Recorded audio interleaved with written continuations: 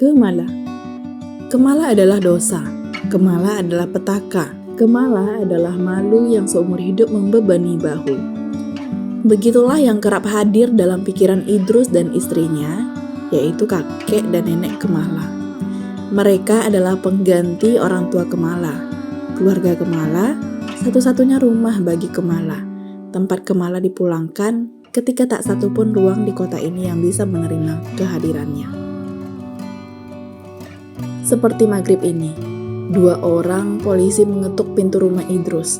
Mereka minta Idrus dan istrinya ikut ke kantor polisi. Kemala kena razia, begitu kata polisi itu. Istri Idrus yang mendengar dari ruang belakang langsung menjerit. Kata astagfirullah, ya Allah, Allahu Akbar, berebutan keluar dari mulutnya, menyelip di antara celah tangis. Bagi istri Idrus, razia serupa dosa besar, hukuman menyakitkan dan mengerikan. Razia adalah rajam, batu-batu dilempar ke tubuh pendosa sampai nyawa yang tak lagi sanggup menahan sakit memilih meninggalkan tubuh. Razia adalah pancung, ketika pendosa duduk berlutut penuh sesal dan malu di depan banyak orang. Lalu pedang algojo menghampiri dan memisahkan kepala dari tubuhnya. Hanya 2 bayangan itu yang muncul di benak istri Idrus sekarang. Kemala kena razia, maka Kemala akan dirajam atau dipancung. Tangisnya kali ini adalah tangis kesedihan karena akan kehilangan Kemala sekaligus tangis malu atas dosa yang diperbuat Kemala.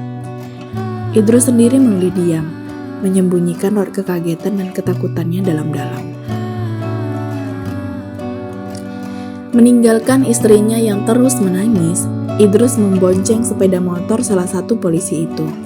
Mereka menuju kantor polisi yang berada di pusat kota. Sesampainya di kantor polisi, Idrus dibawanya menyusuri lorong panjang hingga tiba ke barisan sel yang ada di bagian belakang.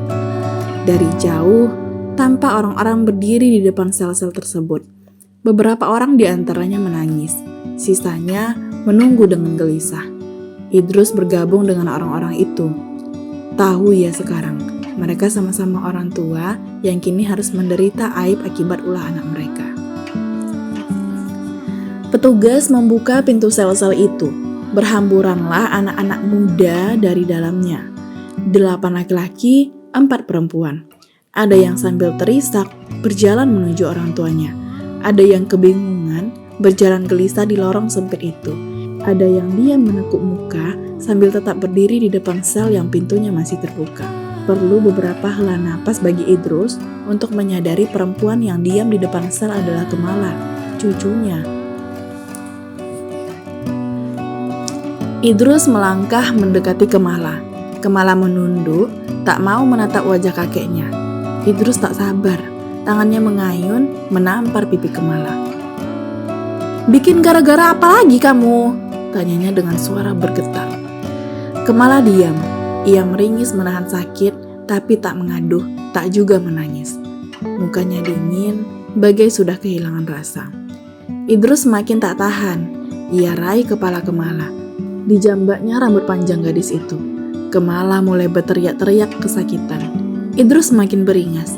Dibenturkannya kepala Kemala ke tembok. Duk 1 kali. Duk 2 kali.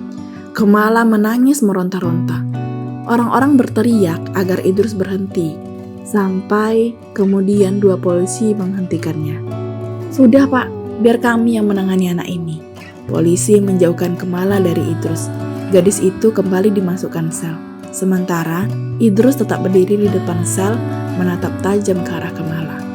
Kemala menunduk dalam-dalam sambil terus terisak. Bukan tangis ketakutan, tapi tangis kebencian.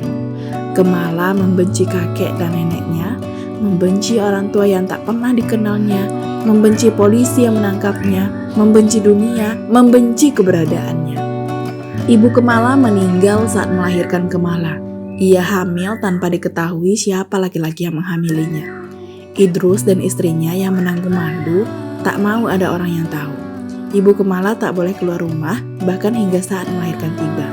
Idrus dan istrinya memaksa anaknya melahirkan di rumah tanpa pertolongan. Semampunya apa adanya. Nyawa perempuan itu hilang, Sesaat setelah tangis bayi terdengar, Idrus dan istrinya kehilangan anak perempuan.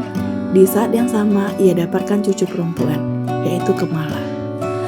Kemala dibesarkan Idrus dan istrinya dengan amarah dan sesal. Setiap detik yang dilalui bersama Kemala adalah ingatan tentang anak perempuan yang hamil tanpa menikah lalu meninggal saat melahirkan.